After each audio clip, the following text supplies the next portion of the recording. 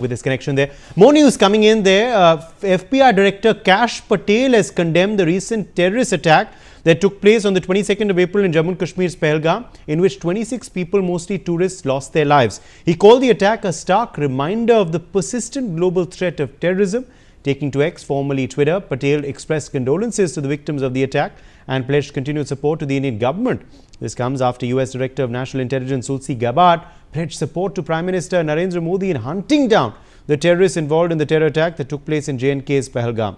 Over 15 nations, including the United States, United Kingdom, Israel, Russia, Germany, Iran, UAE, Jordan, France, Singapore, Japan have all condemned the terror attack and expressed their condolences as well with India. Aditya Vadavan is live with us on this story. Aditya, another high-ranking US official condemning the Pahalgam terror attack and reaffirming the US's backing for India.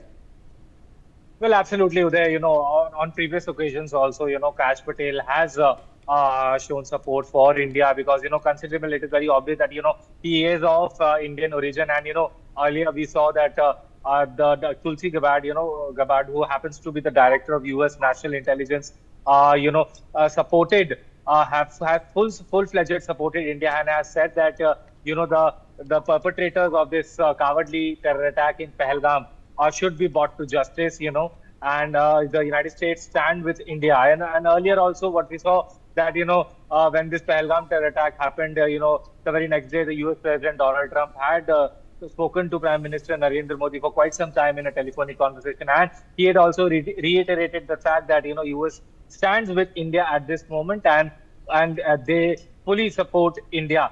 All the perpetrators who, carried out this terror attack in Pahalgam should be brought to justice. Yes, Uday. To Captain Devnath, this is a big statement being made by another top-ranking US official.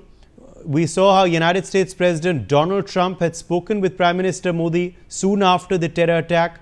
We also saw the extremely strong statement put out by the US intelligence chief Tulsi Gabbard.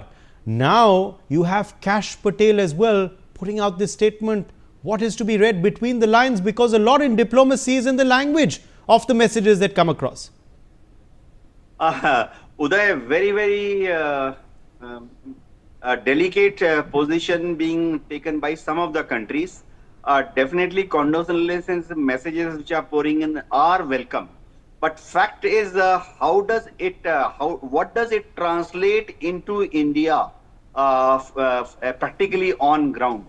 What India expects is that in case USA and Israel are supporting India, then what can they give us? Probably our armed forces need some special weapons, precision weapons at short notice. Israel should give, USA should give. Probably our armed forces need some very precise intelligence. USA should provide, Israel should provide. Many Arab countries have sent their condolences. Many of them, say Arab League countries or OIC countries have sent their condolences. Fact is, will they use the platform of Arab League or OIC to put pressure on Pakistan? That is what is the need of the hour.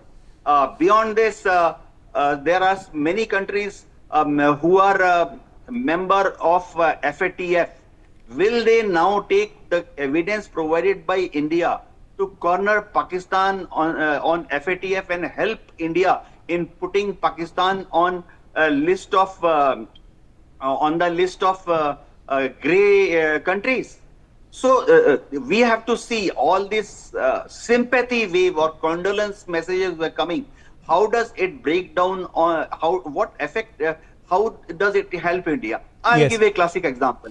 World Bank, IMF, ADB, Asia Development Bank, they must stop funding various projects in Pakistan because World Bank is giving them $10 billion. IMF is giving them $20 billion. Pakistan has approached Asia Development Bank for a $8 billion loan. All this money, when it lands upon Pakistan, inside Pakistan, a part of it definitely gets diverted towards its armed forces or towards funding terrorism all over the world, including in India.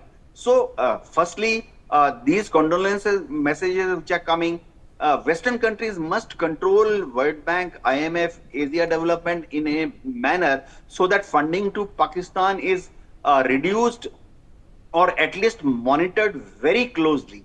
Uday, give me 1 minute. Major There is a Mohammed Ali thing Shah called- has also joined us once again now. Major Shah, if you can hear me this time, I was trying to ask you on the US backing, of course, for India. We also heard Iran president spoke with Prime Minister Modi. So more and more world leaders, reaffirming their commitment to India and reaffirming their steadfast stance against such kind of terror.